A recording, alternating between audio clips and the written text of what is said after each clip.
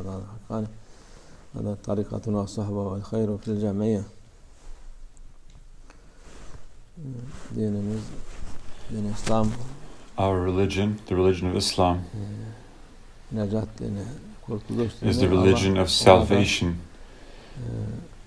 And as such, Allah has given worshipping and different things to be done in it. There are the fard, the wajib, the sunnah, the obligatory, the sunnah, and the extra ones. And the best, most important of these is the fard, the obligation. What are they? Prayer, fasting, zakat, giving alms, and going to Hajj. Prayer, namaz, salah, and fasting is for everybody. Everybody is responsible for it, except for those who are sick, of course. And the zakat and Hajj are obligatory for those who have the money.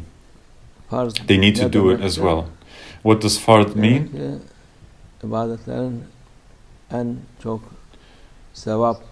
It means the worships that are given the most good deeds, the most rewards.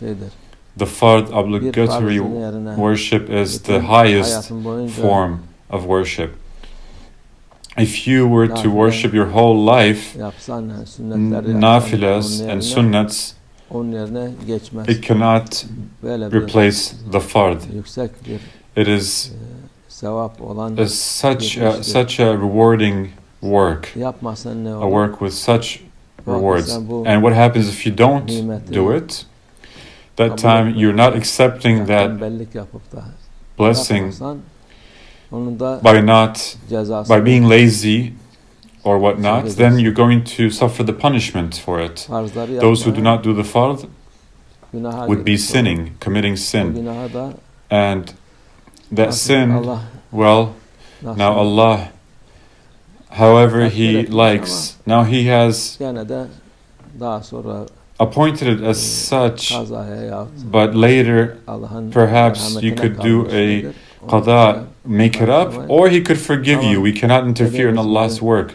But as we said, if you miss a fard from its time, due time, you could not make up its rewards or virtue ever, even if you do the same thing your whole life.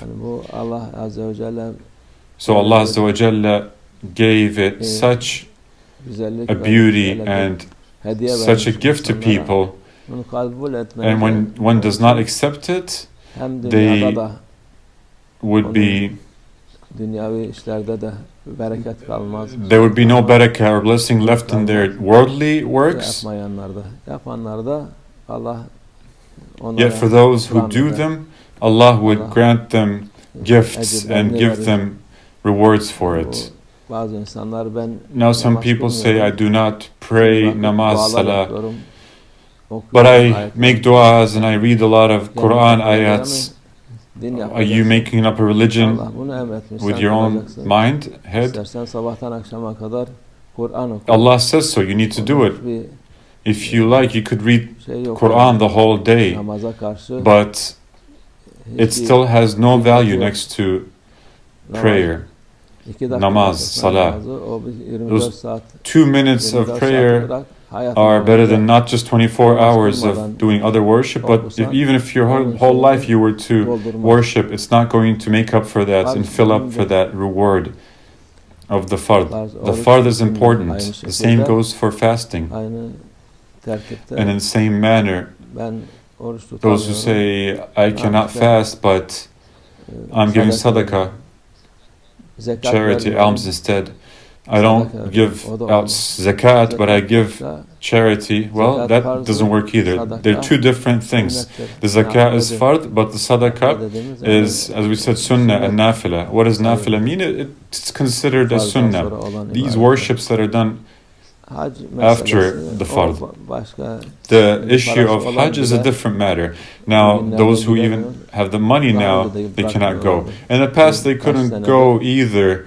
They were making it hard for people in the past few years, and they were blocking people from attending. But what is important is the fard of prayer and fasting. Everybody can do these, so we need to be careful of these. And according to the rewards that we are to get, its punishment is also big and huge.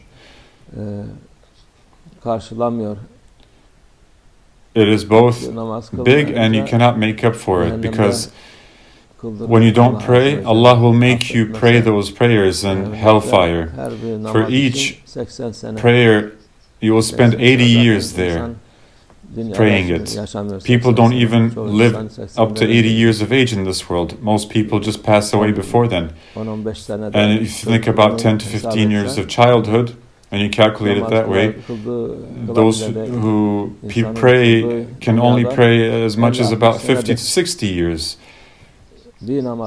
So for each prayer, to pray 80 years there, would anyone with a mind do that? Leave it to that? Well, for those who have to make up prayers, the qada, they should do them one by one, and if they can make it up, they can make it up. If not, Allah will forgive them, inshallah. May Allah grant us to live these beauties. May we be successful in this. Now, someone came from one of our old brothers and said, may prayer, namaz, salah love me. Inshallah, may prayer love us all. Those who know the beauty of prayer cannot leave it, even if they're so constricted in time, they still try and are anxious to offer the prayer. Those who don't somehow just let it go and say, I'll pray later, or now, or I'm tired now. And life just passes by like that. And in the end, they will regret it. They're regretful of it, that they will lose out on so much rewards, and then there's a punishment for it too. May Allah forbid. May Allah accept our prayers. And don't give way to waswasa, whether is it accepted or not. Just pray and leave it to Allah. Allah doesn't look at these small, minute things. Oh, did my wudu get accepted? The ablution, was it accepted? Just do it and leave it to Allah. Shaitan starts from the beginning giving you waswasa, saying your wudu isn't accepted, your ablution wasn't right. So he wants you not to pray. We have laziness anyway on top of us, and then saying, oh, my wudu is not proper and let me not pray. That's how Shaitan makes people stay away from prayer. Those who have waswasa, let them know that waswasa is from Shaitan, and Allah does not command and order things that people cannot carry. Just do your wudu ablution one time and that's it. It's done. Offer your prayer and then go down and up, and Allah will accept. May Allah protect us from the evils of Shaitan and from his waswasa, inshallah. May Allah strengthen our faith.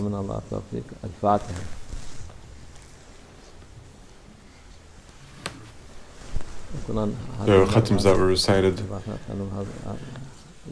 we give them to the past ones of all of our past ones' souls. And one of our brothers, Hassan Effendi's father, passed away. May Allah have mercy on all those who passed away from this sickness. This was their qismat. Allah will reward them for what they were suffering because of this disease. May their abode be paradise. May Allah give us well-being and health, and give patience to the relatives left behind. May He give them health and well-being. May they have a long life and their services continue.